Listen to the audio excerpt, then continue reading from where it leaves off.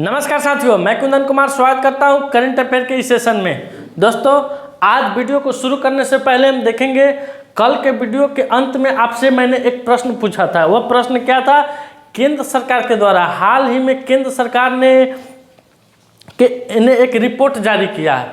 उस रिपोर्ट के अनुसार बिहार बिजली के खपत में पूरे भारत में किस स्थान पर आता है? तो बिहार बिजली के खपत में पूरे भारत में तीसरा स्थान पर आता है। किस स्थान पर आता है? तीसरा स्थान पर आता है। पहला पर असम आ रहा है, दूसरा पर झारखंड आ रहा है और तीसरा पर आपको अपना राज्य बिहार आ रहा है।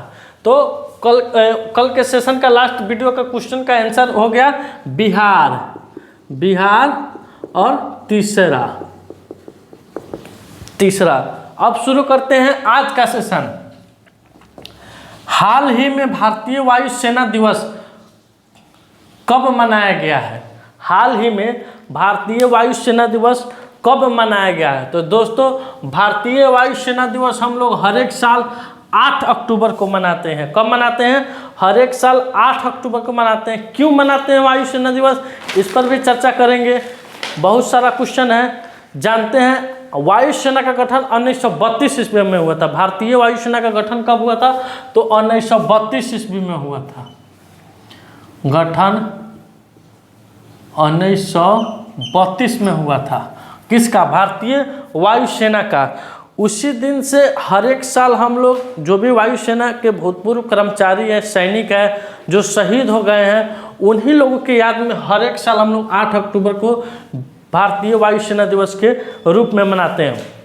अभी वर्तमान में वायुसेना प्रमुख कौन है? अभी वर्तमान में वायुसेना प्रमुख कौन है? तो एयर मार्शल विवेक चौधरी। एयर मार्शल विवेक चौधरी। एयर मार्शल कौन है? विवेक चौधरी। अभी कौन है? ये वायुसेना प्रमुख है। अब चलते हैं, विश्व डाक दिवस कब मनाया जाता है?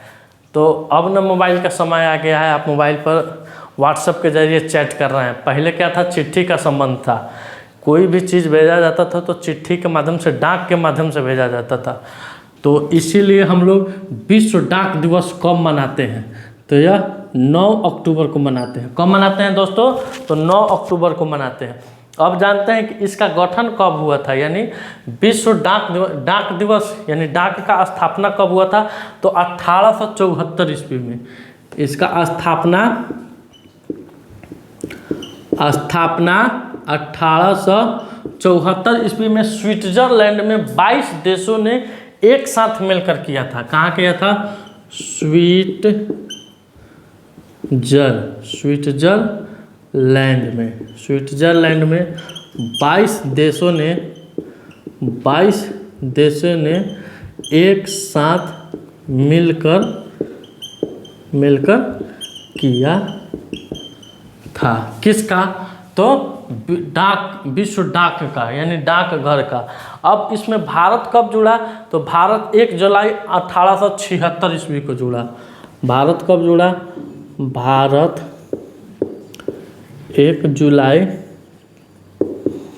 1976 ईस्वी को जुड़ा इसमें। अब चलते हैं अगले क्वेश्चन की तरफ। अगला क्वेश्चन है, हाल ही में नीति आयोग द्वारा जारी 112 आकांक्षी जिलों की डेल्टा रैंकिंग की सूची में कृषि क्षेत्र में कौन सा जिला शीर्ष स्थान पर रहा है?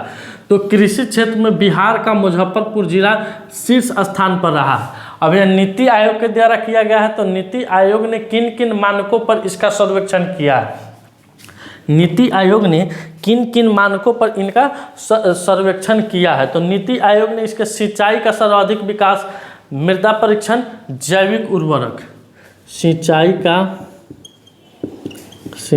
का सर्वाधिक विकास,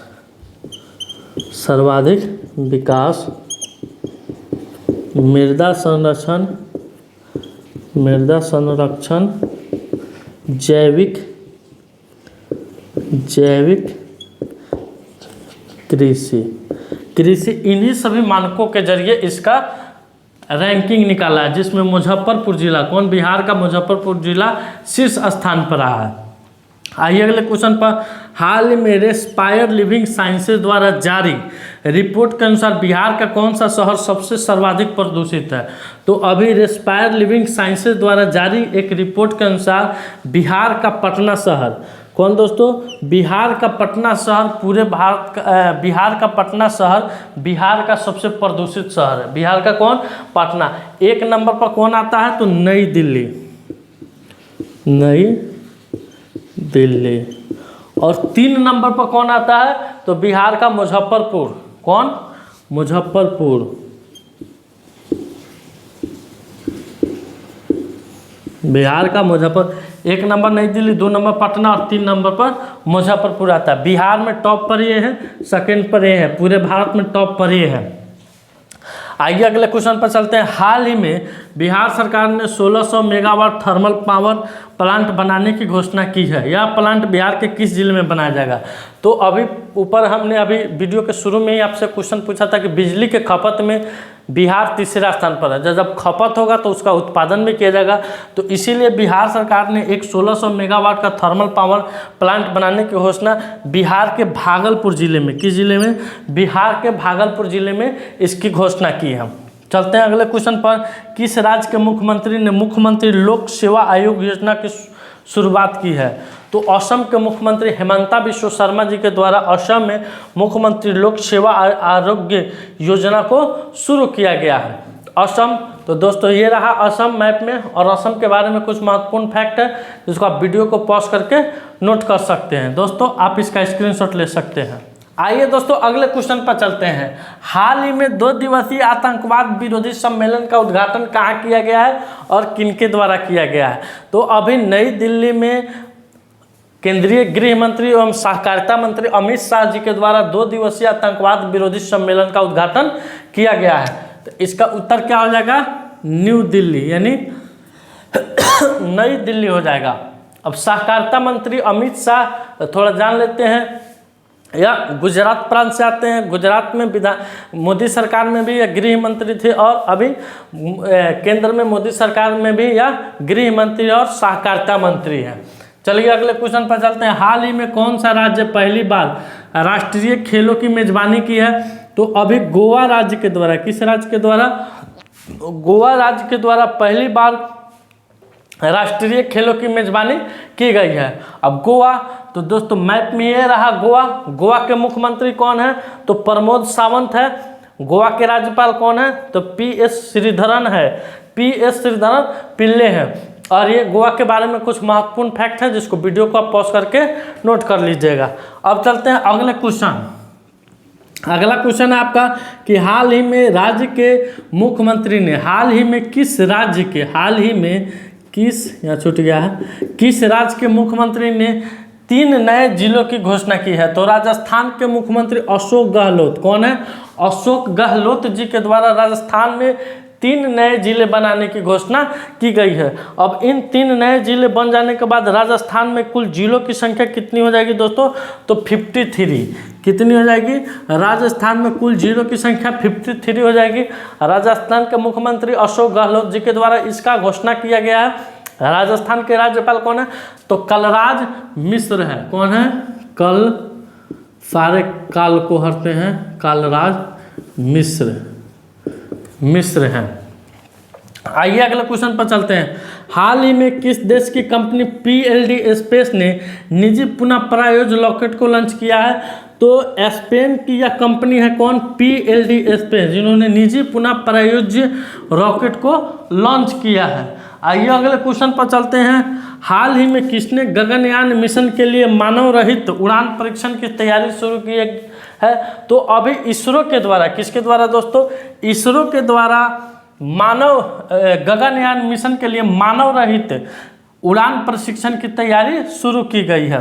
आइए अगले क्वेश्चन पर चलते हैं। हाल ही में संपन्न एशियन गेम्स में भारत ने कुल कितने पदक जीते हैं?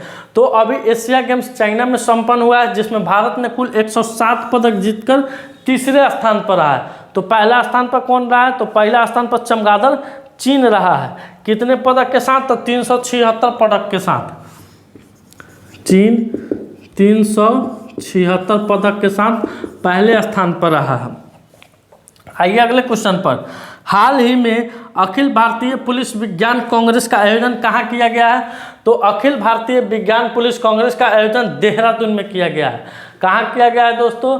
देहरादून में किया गया है। दोस्तों आप इसका स्क्रीनशॉट ले सकते हैं। दोस्तों आज का जो मेरा प्रश्न है कि किस रेलवे स्टेशन को ग्रीन रेलवे स्टेशन का सर्टिफिकेट मिला है, यानी भारत के किस रेलवे स्टेशन को ग्रीन रेलवे स्टेशन का सर्टिफिकेट मिला है?